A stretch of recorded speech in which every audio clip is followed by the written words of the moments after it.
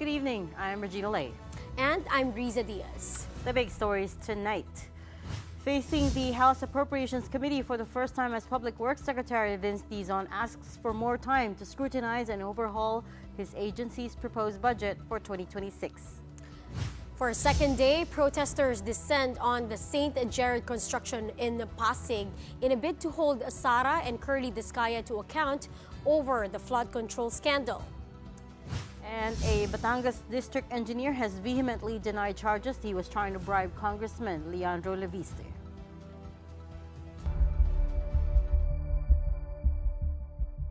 Ako po ay na-overwhelm sa laki at sa gulo na nadatnan ko. Hindi po ito magiging madaling proseso at hindi din po ito magiging mabilis na proseso. Ano pang butas yung meron sa proseso? Itong sistemang ito na naka-in place sa kasalukuyan, may nakakalusot.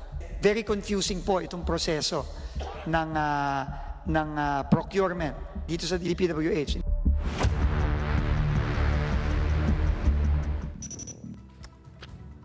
There you have it.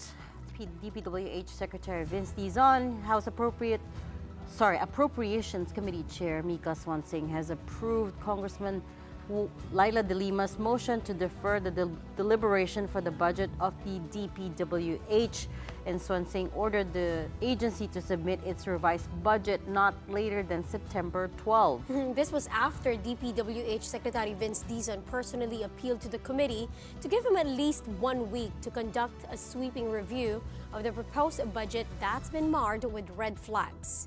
Daniel Pawid with tonight's big story. Aaminin ko po, sa tinagal-tagal ko po sa gobyerno, ako po ay na-overwhelm sa laki at sa gulo na nadatnan ko at nakikita ko sa loob ng Departamento ng Public Works and Highways. Hindi po ito magiging madaling proseso at hindi din po ito magiging mabilis na proseso. This will take time and this will be a very, very difficult process. Hindi po muna ako magpe-present at hihingi po sana ako ng panahon. Kung kinakailangan po, hindi na po kami matutulog para lang po maayos ito at mabago kasi po napaka-importante. On day 5 of his term as the new Public Works Secretary, Vince Dizon already had to face the House Committee on Appropriations to answer questions over his agency's 2026 proposed budget. But he couldn't answer many of the questions since it wasn't him who prepared the proposal. So Dizon asked for 1 week to go over and study the more than 880 billion peso proposed budget prepared by his predecessor Manny Bonoan. Specifically, Dizon said he wanted to see for himself the red flags that both House and the Senate have flagged. Yung pong mga proyektong completed na pinopondohan pa rin. Yung pong mga double entry na isang proyekto pero dalawang entry at therefore dalawang budget. Yan po ay kailangan po hindi lamang malaman ng ating mga kababayan, pero kailangan po nating ayusin at kailangan po nating tanggalin. Dizon's DPWH also wanted to review all flood control project allocations in the next year's National Expenditure Program. Minority Leader Marcelino Libanan pointed out that more than 30% of DPWH funding for 2026 is in flood control. But to some congressmen, the distribution reeks of politics. Hindi naman yan pera ng DPWH eh. Pera ng taong bayan. Ang dami po mga kalsada na sementado na, ginigiba. Tumawa kayo kasi I'm sure you agree with that. Ginigiba, tapos sinisemento uli. Samantalang tuwing nakikita namin yung kami sa probinsya namin. Tama po yun. Natawa po talaga ako doon dahil tayo naman po bumabiyahe all over at nakikita din po natin yung gagi-gagi. No? At makakaasa po kayo na yun ang gagawin natin. In fact po, ang Pangulo po natin ay nakipagpulong nung nakaraang ilang araw sa League of Provinces. At yung mga governors din po natin, yun po ang hiniling. Na dapat naman po ang governors, ang probinsya, ang LGU ay dapat involved dito sa mga proyektong to. Unfortunately po, mukhang tinanggal po nitong mga nakaraang taon ang involvement. At yun po ang inutos po sa akin, specifically ng Pangulo, kailangan po ibalik ang local participation dito sa mga proyekto natin. Para tama ho kayo kung ano po ang kailangan ng probinsya, ng syudad, ng municipality. Deputy Minority Leader Leila De Lima commented on another issue, funding allocated for roads that never change throughout the years. Bakit po bilyon-bilyon ang allotment ng DPWH sa maintenance ng mga halos pare-parehong daan in the past few years? Second District Engineering Office, Metro Manila, mula 2023, milyon-milyon ang budget ng preventive maintenance nito. I've been informed that since a couple of years ago, I think since 2022 or 2023, medyo nababawasan po talaga ng malaki daw po ang maintenance fund ng DPWH, no? And it has been quite insufficient to adequately maintain. No? That's what I'm hearing. However, I think again, it's the same situation, Madam Chair, na wala po talagang prioritization talaga. Meantime, Kabataan Party List Representative Rene Co asked Dizon how the system of kickbacks in DPWH projects work. Paano po ba nangyayari yung kickbacks for the boys, SOP, aside from yung mga na-identify kong mga butas? Ano pang butas yung meron sa proseso as we speak? Clearly, obvious naman na nakakalusot eh. Nakita na natin eh.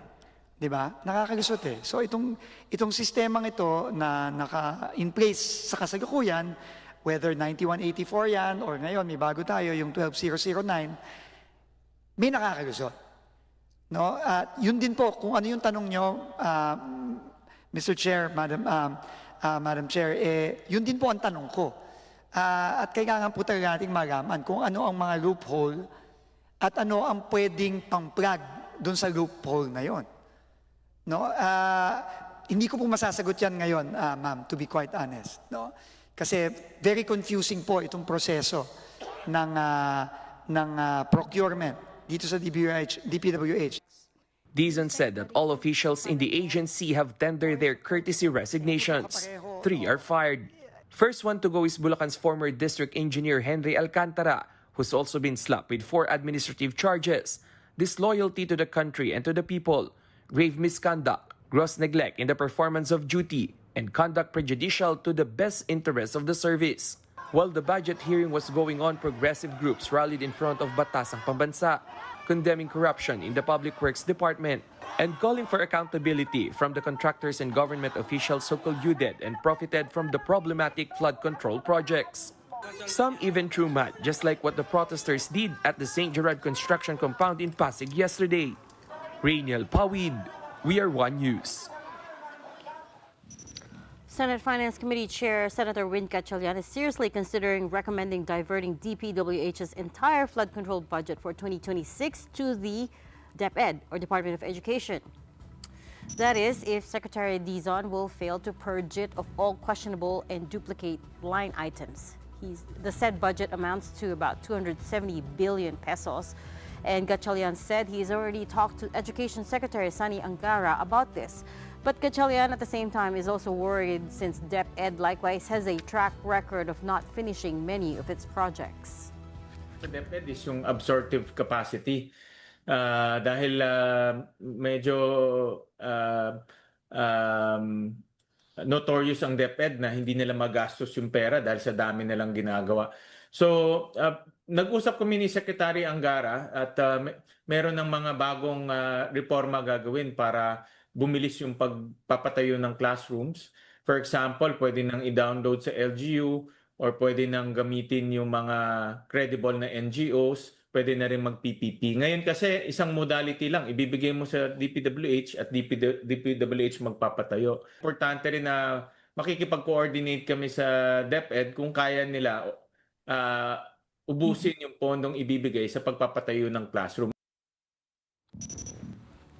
Earlier on our sister program, StoryCon, former DPWH Secretary Rogelio Babes Singson said he was also very frustrated at the mangling of the DPWH budget. He said the person most liable for this, or the linchpin, is the one who prepared the budget.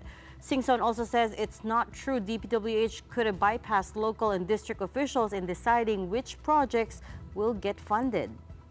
Ang proseso kasi dyan, before any project is put in the NEP, yung mga district engineers discuss with the local officials kung ano yung importanteng project sa kanila. Sinong linchpin ngayon?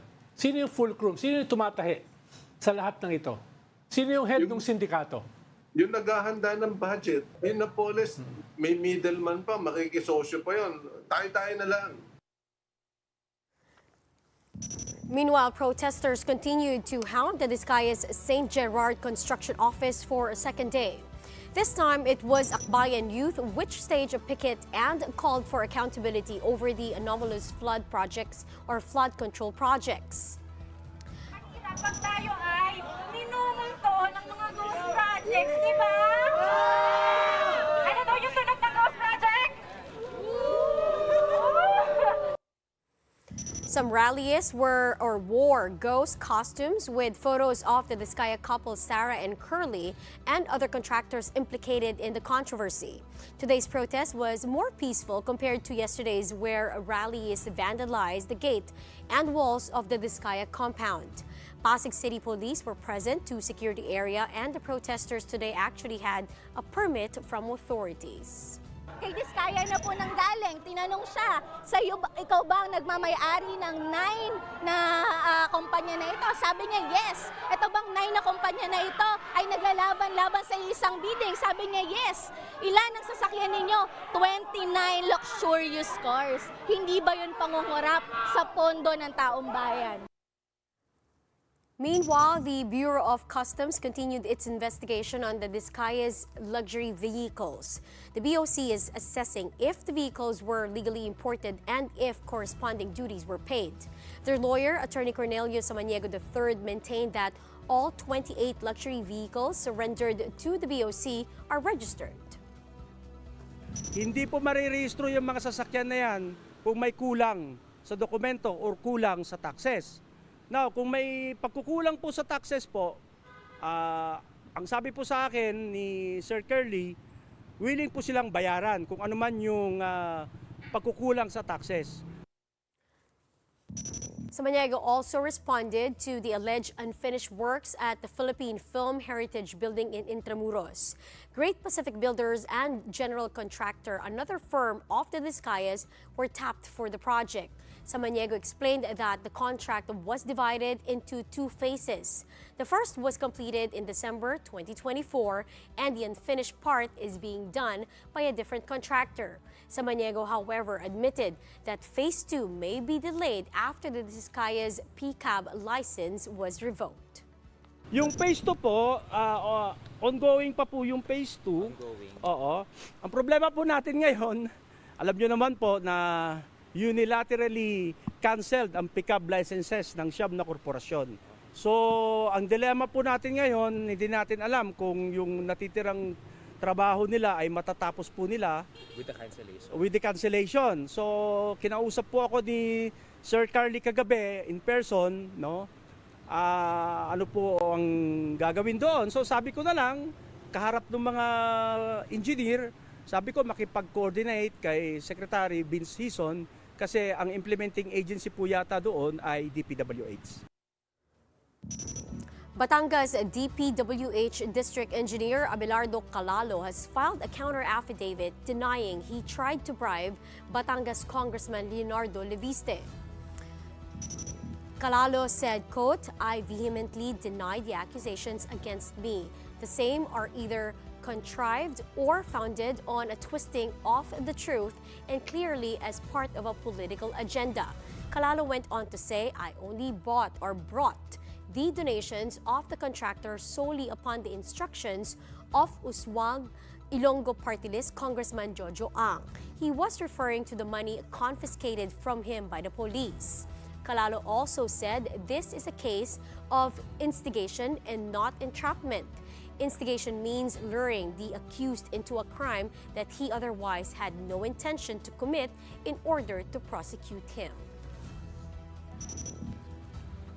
All right, let's try to get his reaction now to this counter affidavit filed by Batangas 1st District Engineer Abelardo Calalo. Joining us is Batangas 1st District Congressman Leandro Levisa. Good evening, Congressman. Thanks for being with us again. Hello, good evening. Hi. So first off, I'll give you a chance to respond to the item we just read about Engineer Calalo vehemently denying that he tried to bribe you. First, he admitted that he collected the money from contractors and just said that it was a donation for my projects. I think that your viewers can judge for themselves what it means when a contractor wants to make a donation to a congressman. And he failed to mention that the cash included a receipt of 3 projects from one contractor. I also posted that on our Facebook page, so you may also see that receipt for yourself. He also failed to mention that there were other contractors, he told me, were willing to give donations, and that the total amount, at least in his affidavit, was already also cited as up to 360 million pesos from the total 3.6 billion pesos DPWH First District Batangas budget. I think that the fact that he has admitted that there is money already kind of puts him in a stitches, having to put all this together while at the same time saying that it was not an attempt to somehow make this in consideration of the projects being given by the contractors. Congressman, my apologies for mispronouncing your name earlier, Congressman Leandro Leviste. In the said affidavit, hindi po niya na-mention yung ibang contractors. Is that correct? He failed to. He didn't even mention the contractor that the 3.1 million pesos came from. And the sheet already shows that it came from a contractor with 3 projects in my district. I put the data on our Facebook page. It's Top Tech Trading that has a office, I believe, in Lemery, Batangas. When we first spoke to you about this issue a couple of weeks ago, I had the impression that that was the first time, the day that you caught him, or the day that you had that confrontation with him was the first time you met him. But I read his whole affidavit, and I just want to run through his arguments one by one. Is it true that you had met with him a couple of times, or multiple times already before that? Once including together with your mother, Senator Loren Legarda, and that was in May, shortly after the elections, and your mother even asked him to take care of the projects in her district, the first district. Yes, I actually, in my interviews on this matter, refer to the regular meetings that I have with Engineer Calalo, because that's part of what congressmen do with the district engineers, planning the future projects and also overseeing the existing projects implementations. The thing that I have been working on in the last month has been auditing the supposed substandard projects in the first district, and the actually pictures that we put on our Facebook page include engineerings of the DPWH office of Engineer Calalo. The first time I actually met him was in December of 2024 with my mom, when we were donating the repair of 2 damaged bridges in Puting Kahoy and Binambang in my district. I was not yet congressman then, and I donated the repair of these 2 bridges at my expense and met Engineer Calalo to get approval for the donation and implementation, considering these are DPWH bridges. So he mentions that meeting in his affidavit.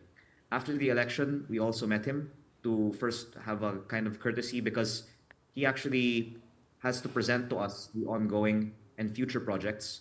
And I can say this definitively, in these meetings, we have never asked for anything in regards to the ongoing projects. We have no interest personally in any of the ongoing projects. And I don't think he himself would even allege that. And I think that anyone would not be able to say that either. So we're openly discussing these matters, including our not accepting any kickbacks from DPWH projects, because I don't think there's anyone who will say that there is anyone who has ever given us anything for any DPWH projects.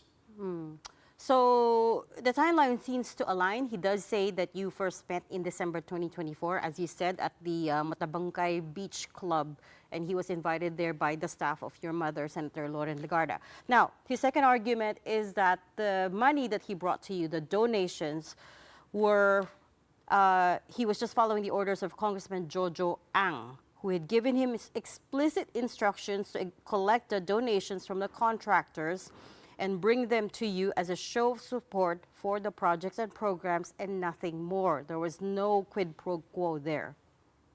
Yes, first of all, he never once mentioned that name to me in my meeting with him. And he said that the suporta is pinapadala ng mga contractors. He'd say that someone else told him to get that suporta to. That's why I'm wondering why he doesn't mention the contractors. And yet he's bringing in some totally different person into this conversation. The other thing is that that person doesn't even have any projects in the first district of Batangas. So I'm just pointing out that there is a conspicuous omission of the contractors that actually do have projects in the first district who gave this money, who he told me are willing to give money. And I can name some of them now, but I think that it would actually be useful if Engineer Calalo in his next statements can also name the contractors who he spoke to, and that the media can also look at the list of who are the contractors of the projects in the first district of Batangas. That money, the 3.1 million, that's what you're referring to.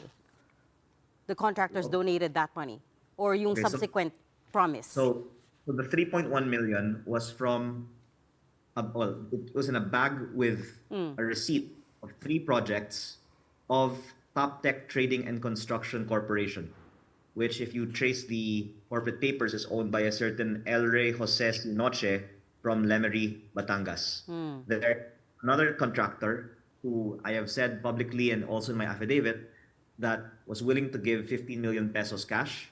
And there are other contractors that he spoke to, including, by the way, one contractor that is connected to a sitting member of Congress who is from Batangas, who he also did not mention in his affidavit, but whom I have discussed with Engineer Calalo several times, is involved in projects that we are looking into in the district.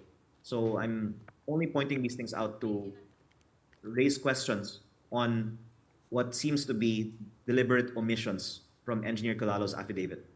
The overall tone of his counter affidavit tries to make it seem like you set him up, that this was not an entrapment, but more so that you instigated this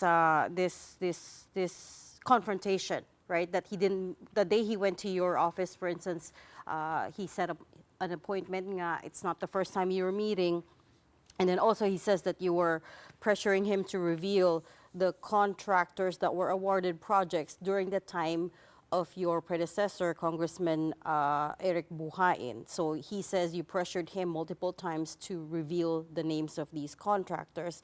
And reading between the lines, the message that I'm getting is that you were trying to extract some political mileage out of this in trying to pin all the blame on your predecessor.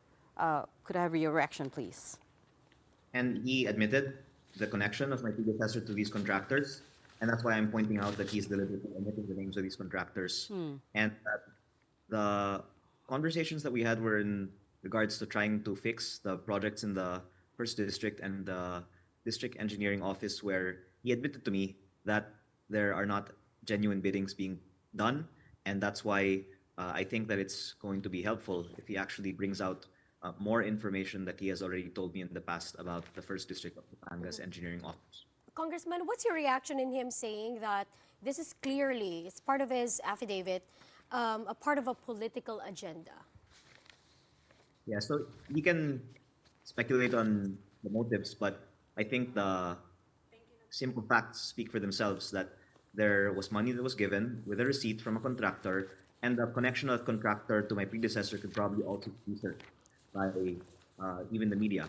So if getting accountability for certain projects in my district and allegations of there being collusion between bidders and a former congressman is perceived to be political, then so be it. But I think that that's also just doing my job.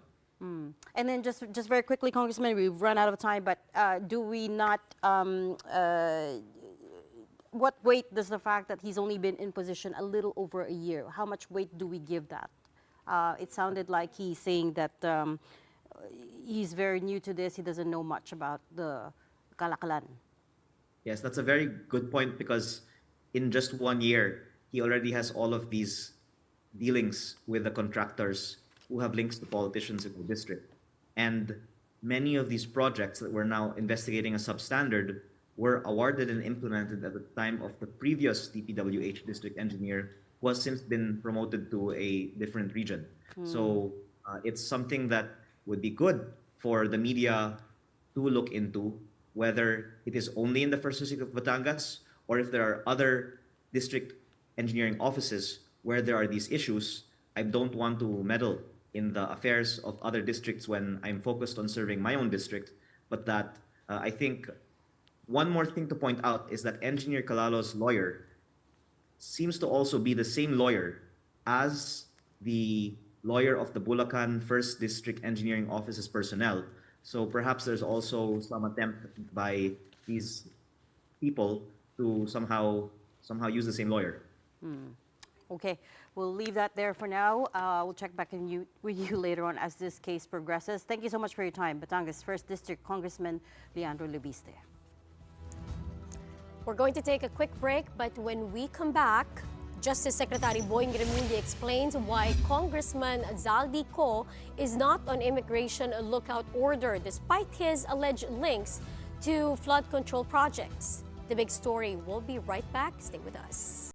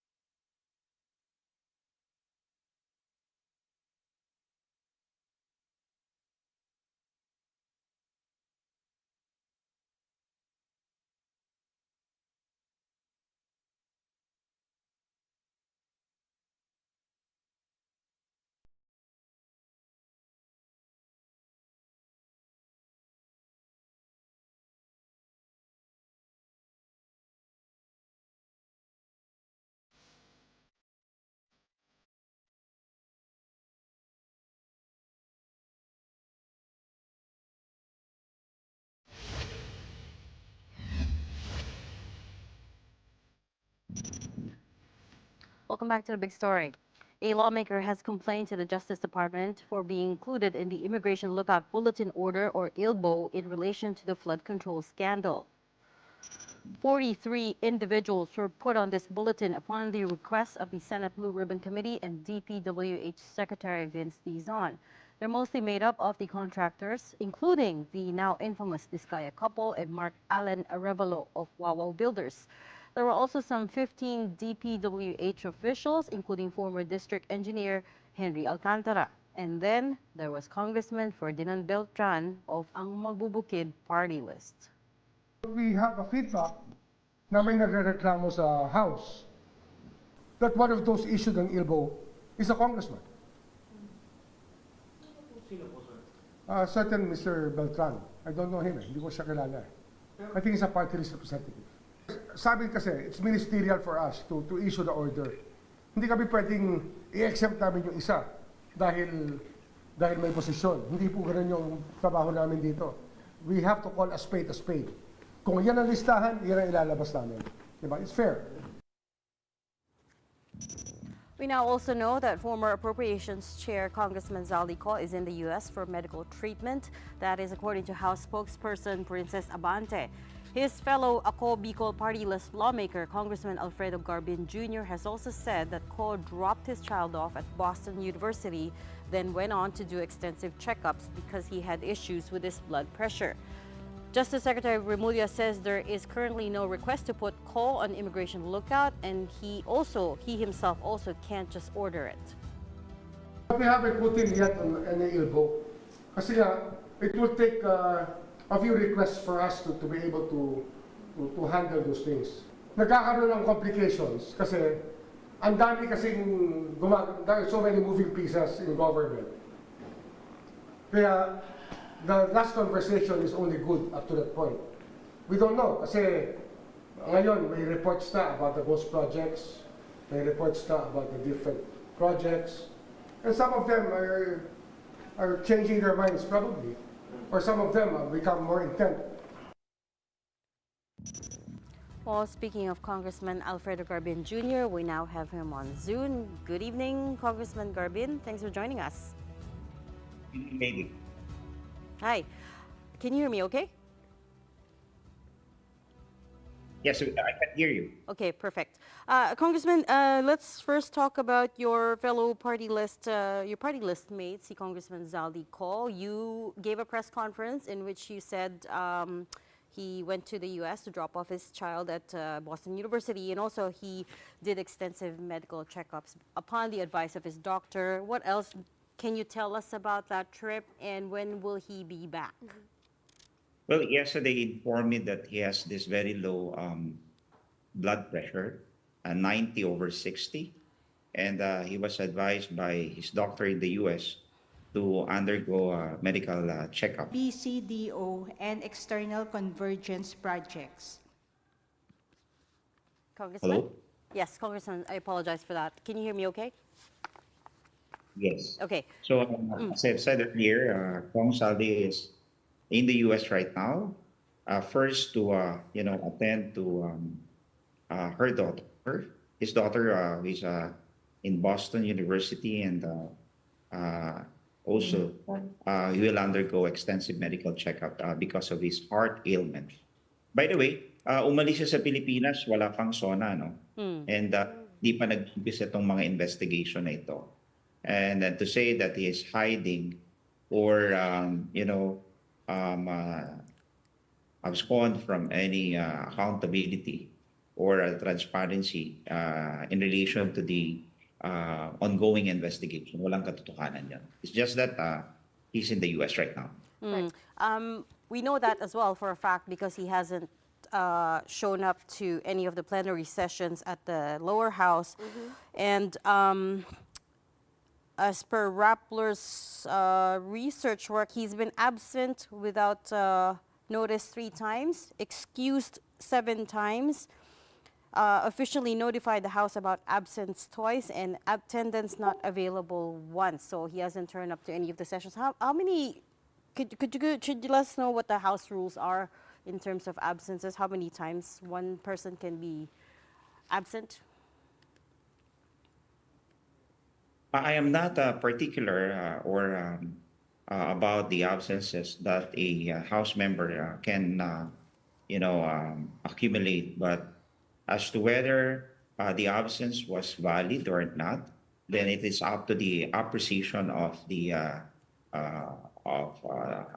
Secretariat. Those medical reasons filed by Congressman Zaldy Co, I think is justifiable for him to undergo the said medical checkup, considering that he has been experiencing this heart ailment since last year, November of last year, and that's why he signed as a chair of the Committee on Appropriation January. February of this year, he went to Singapore to seek expert medical assistance and checkups to the best hospital in Singapore. And right now, he is in the United States to, have this medical consultation in other hospitals. And Congressman, ito pong mga checkups na to cannot be done here in our country.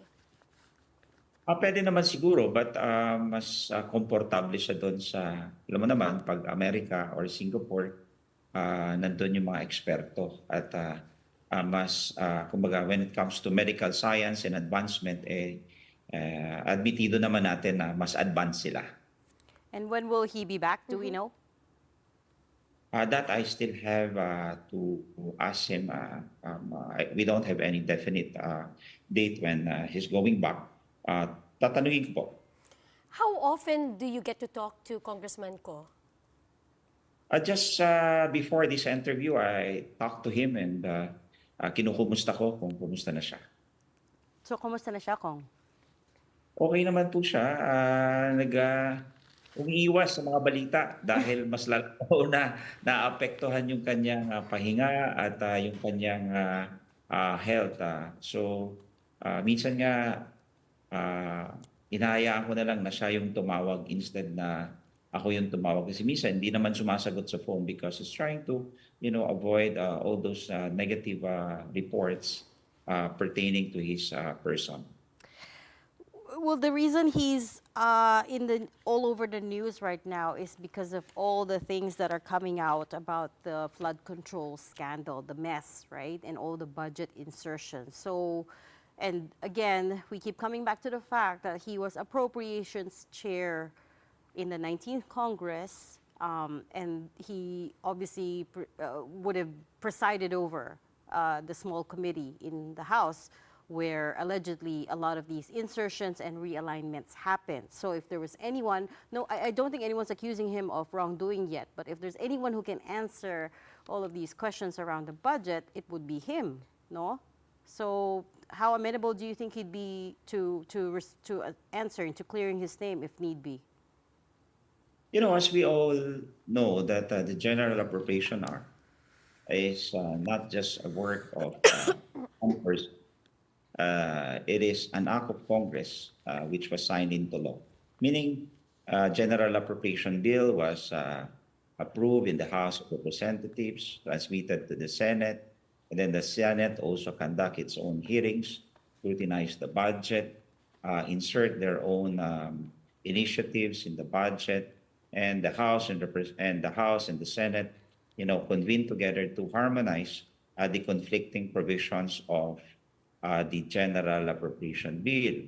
And the committee report of the BICAM will be ratified by both houses of Congress. Ang gusto ko lang sabihin dito, hindi lang naman si Kong Zaldy ang nakakaalam ng buong budget dahil ito ay trabaho ng lahat ng kapukunan ng Kongreso, the Senate and the House of Representatives. And that's why nagtataka ako kay Toby why he keeps on insisting that Kong Zaldy should explain the same, especially on an insertion. Remember that when the budget was approved and when the BICAM report was ratified by both houses of Congress, ang boto ni Kong Toby was both in the affirmative. Bumoto siya in the affirmative. So bakit siya patuloy na nagrereklamo? But speaking of insertion, siguro inadmit niya na kanina na totoo nga yung kanyang insertion ng 525 million for the 2025 General Appropriation Act. And most of his insertion, Toby Chanko, nailagay doon sa flood control sa Nabotas. And ako naman nagtataka sa kanya because he's conspicuously silent on those takers, contractors being awarded by this flood control project sa kanyang distrito na kung saan nai-involve sa mga ghost project. Nandyan Sims Construction, which was already blacklisted by the DPWH. Nandyan din yung St. Timothy. I think St. Timothy is the biggest taker of his flood control projects in his district. Sobra sa kalahating bilyon ang pinanalo ng St. Timothy sa kanyang distrito. Kasama na rin yung mga Diskaya related contractors, yung Alpha and Omega, nandyan yung Top Notch. So, this four combined, halos 1 bilyon yung pinanalong flood control project sa distrito ni Toby Chanko. Kaya nagtataka ako kung bakit hindi niya inimbestigahan yung sarili niyang bakuran. Actually, Kong, I was speaking to him yesterday as well, and I did ask him about the contractors, and he said he doesn't know them. He doesn't usually get involved in that. And he only recently spoke to the district engineer in Navotas to try to find out if any of the top 15 contractors that President Marcos outlined had projects in this area. And true enough, meron nga St. Timothy and Sims. So he said basically he doesn't know. But anyways, the larger point... Siya na rin nagsabi na hindi makakapasok ang kontraktor pag hindi ka kilala ng district congressman. Galing yan sa kanyang bibig. At nakapagtataka dahil naging paborito sa distrito niya ang St. Timothy at Alpha and Omega na kung saan ito ay nai-involve sa mga maanomalya at ghost projects. So siguro doon sana sa pagdinig ng TRICOM committee, he took advantage of the presence of those contractors and asked questions. Paano kayo nakapasok sa aking distrito? Tinulungan ko ba kayo? Bakit halos sa 1 bilyon ang inyong nalikom na kontrata sa aking distrito samantalang bilyon-bilyong flood control projects ang naibaba sa kanyang distrito? Until now, baha pa rin po ang Nabotas. To be fair, every single one of the congressmen we've spoken to about this issue say they don't know paano napasok yung insertions under their district. I'll give you an example. Just recently, we spoke to Oriental Mindoro Congressman Arnan Panaligan, who was in fact identified in Senator Ping Lacson's privileged speech. And pati si Congressman Panaligan, he said, well, I don't know how all of these insertions were put under my district. And sabi din ng ibang congressman, it's entirely plausible that they have become the unwitting beneficiaries of the insertions. Kaya nga, we keep coming back to the minutes of the small committee. Let's give him the benefit of the doubt. But as you know, the 529 million of which his insertion, his initiative, nilabi niya yun sa Kongreso at na-approve nga na isama sa 2025 budget. Naman sa pagkikipaglaban niya noon sa deliberation sa budget, baka sabihin niya rin na nakalimutan niya na pati yung pag-bidding at pag-implement doon. In fact, there's one letter addressed to him. This is all documented, informing him and asking his assistance for the implementation of a project being implemented, contracted out to St. Timothy. So ang sabi, kailangan namin ng tulong mo dito upang ito ay ma-facilitate at ma-implement. Naka-address po sa kanya yung sulat. Ang nagsulat sa kanya yung DPWH. So to say na wala siyang alam sa implementation is siguro naman kaduda-duda, no? Okay. I apologize, Congressman. We've run out of time, but we'll pick this issue up with you another time. Thanks so much for talking to us tonight. Ako, Bicol Party List Representative Alfredo Garbian Jr. Now, in other news, President Marcos on Wednesday signed a new law enabling foreign investors to lease land for nearly a century. RA 12252, which amends the 1993 Investors Lease Act, allows foreign investors to lease private land for 99 years. The previous law gives investors a maximum of 50 years, renewable only once every 25 years. They can only use the land for the approved investment project. The President can also shorten the lease period based on the recommendation of the Fiscal Incentives Review Board. The amended law is expected to drum up investments, according to economic czar Frederick Go. He said this will open the door to sustainable and long-term investors. The Philippines has continued to lag Southeast Asia in attracting FDI, drawing only $8.9 billion. Now, in comparison, Vietnam attracted over $20 billion last year, according to the World Investment Report. Okay, and finally, let's get to our third guest for tonight. Let's talk about that the easing of those land leasing rules with the Management Association of the Philippines. We have with us again Governor Rex Drilon, who is also the governor in charge of MAPS, ECG, and Shared Prosperity Committee, as well as the vice chair of the Center for Excellence in Governance. Good evening, sir. Welcome back to The Big Story. Good evening, and good evening, ladies, and thank you for having me again. Yes, ma'am. I mean, we had a good discussion yesterday, but the line was quite choppy, so we thought to invite you back again. But before we get to the flood control issues, if you could just comment quickly on the easing, the last item we read, the easing of the land leasing rules. Foreigners now allowed to lease for up to 99 years. What kind of an impact will that have? Yeah. Good and very good impact, but also there are some risks. My understanding is that the original land lease terms is 50 plus 25 years. And by increasing it to 99 years, it's almost practically ownership, will definitely encourage more investors if they think it's worth investing in our country. But long-term leases are not the only reasons why people invest in the Philippines. There's this thing about infrastructure, governance practices, graft and corruption, but it's a good step towards increasing potential FDIs, which was a miserable 3 billion this year. No? That's one. So it will improve the investment climate. Second, it will also encourage more investments, particularly in tourism, manufacturing, because these are CAPEX-heavy projects. And with this longer lease, you can probably expect more hotels and resort facilities to bring in the tourists that we need.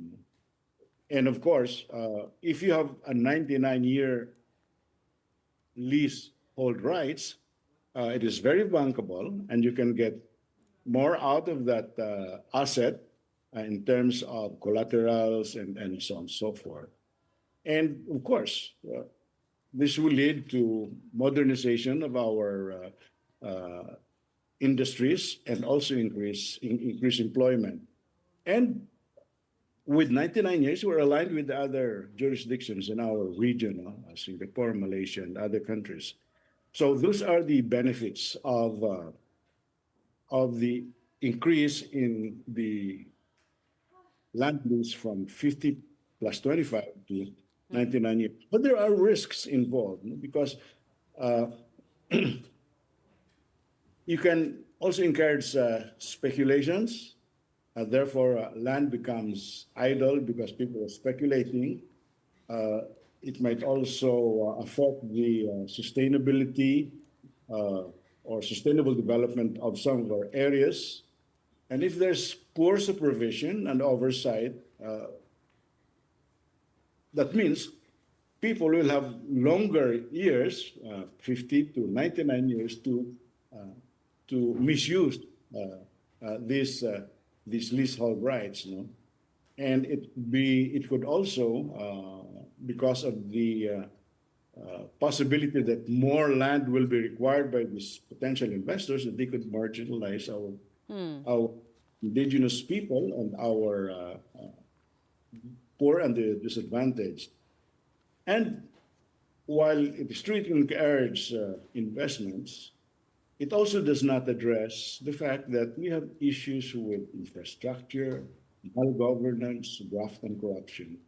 And just increasing land list will not automatically increase investments. Okay. Let's take on that, ladies. Yeah.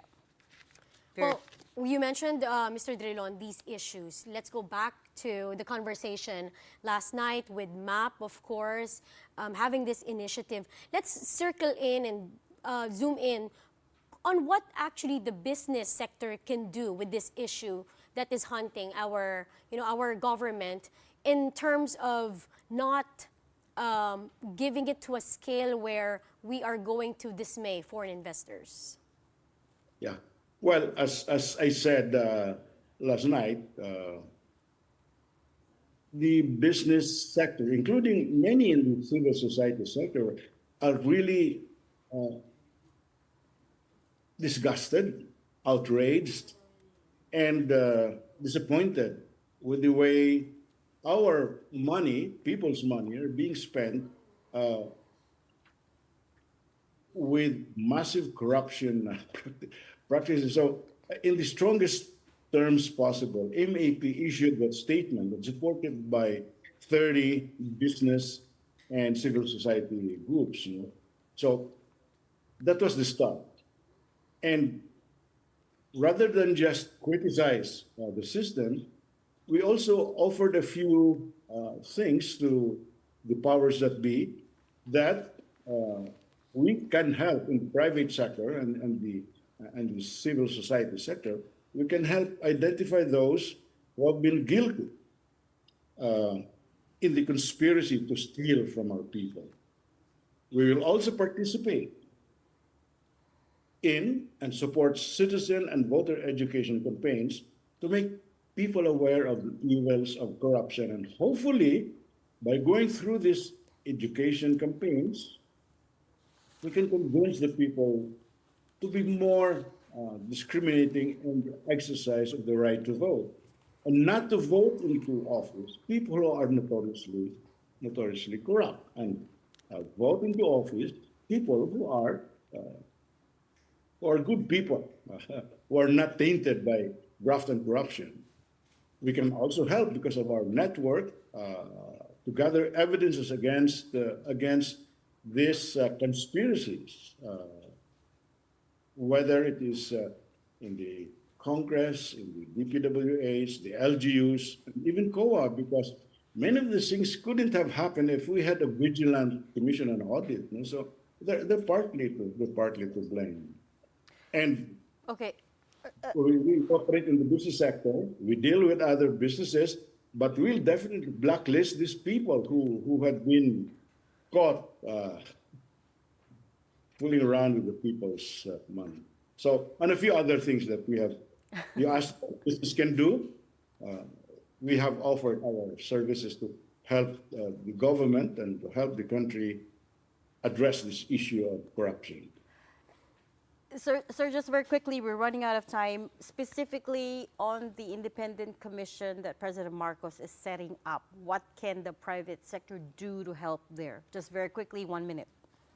Okay. The independent commission is very important if it's empowered enough to really bring people to jail.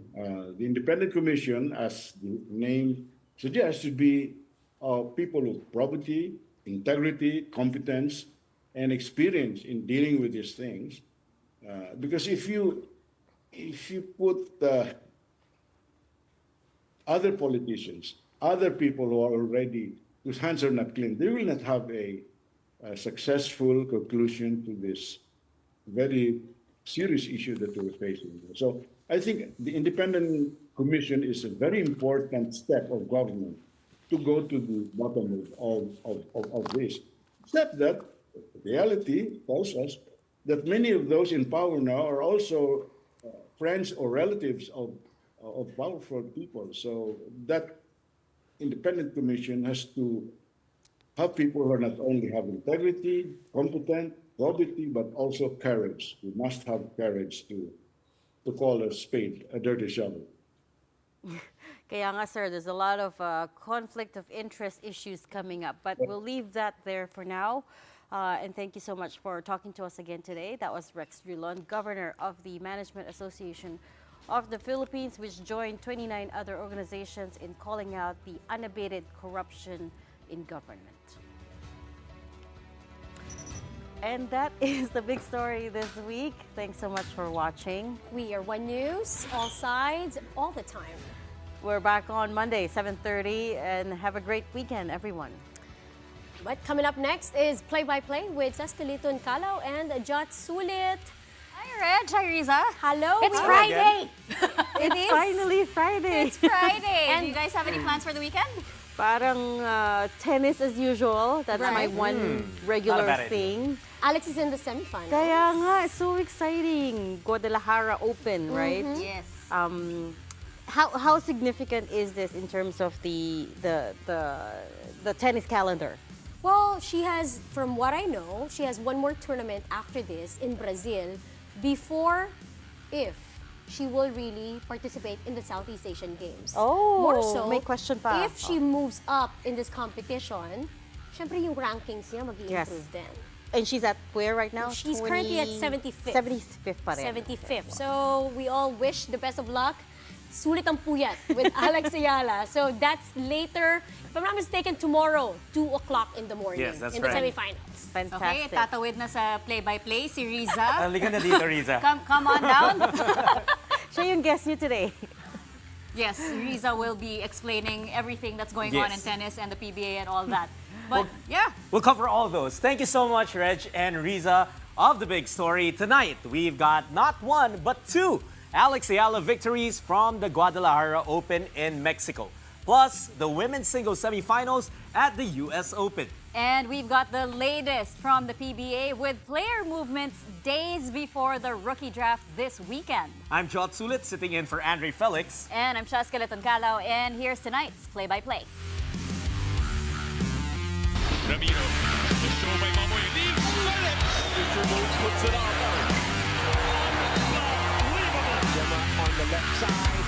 Oh, pass! Knocking another one. Bakuna's rejecting